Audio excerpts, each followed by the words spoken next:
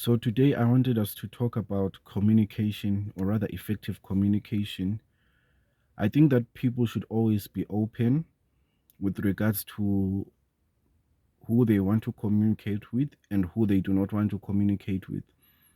I think there's no reason why one would struggle, to be honest, because if you do not want to talk to someone, or you are busy, or you are preoccupied by something else, you can always just mention it. No, I'm busy at the moment, we can talk later, or something like that, or if you can't do it at the moment, like after a while when you get the chance, you can then always just send a message, or call back. It doesn't even have to take that long, especially in this instant messaging and instant communication world. You're not sending a letter through the post office that you could fail to communicate for a number of days or a number of weeks, and then come back saying, oh no, I forgot to respond and whatnot. So I think sometimes we have to hold people accountable for their communication skills, because you will tend to realize that the people who say they cannot communicate, at some moment they expect you to communicate because now there's something that they need from you.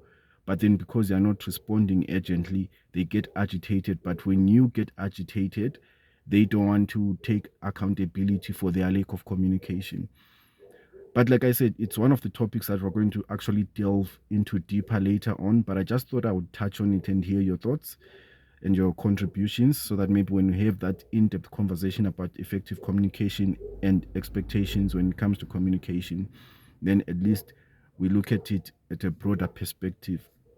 So like I said earlier on, I don't mean that people should be entitled to people's time, but also on the side of someone who's receiving the communication or the message from someone, at least we should have the decency to respond and be like, okay, no, I don't feel like talking right now. We can talk later, or I don't think there's anything fruitful that you and I can talk about. So I think it's best you stop trying to communicate with me and stuff like that.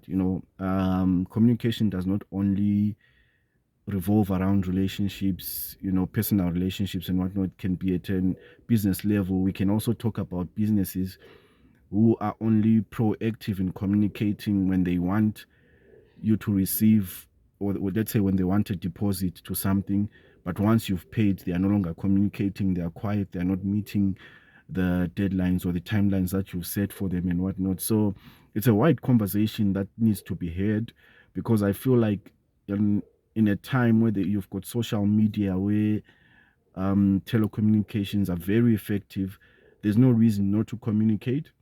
But also it's how we pass on our messages to people, so that at least they know the boundaries that we have to set.